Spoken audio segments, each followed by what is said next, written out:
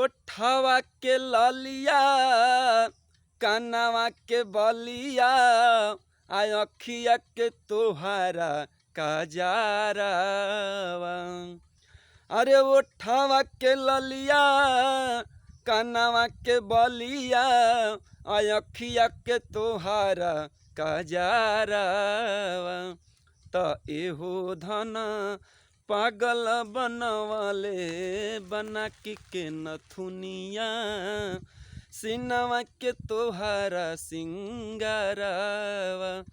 त एहो धन पागल बनवाले बना के नथुनिया सिनवा के तोहारा सिंगारवा। अरे चललू तम धजस चुएला ललैया चमकेला चांद जसलीला रावा।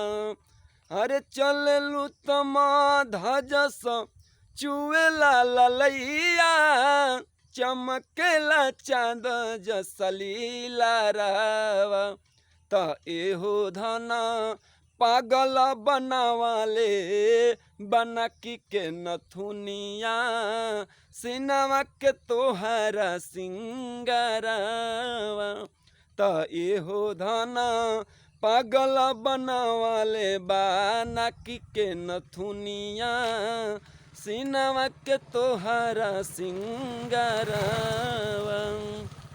हमें आशा ना पूरा विश्वास बा कि आप लोग के जरूर वीडियो पसंद आई। एगो लाइक एक सब्सक्राइब जरूर कर दें।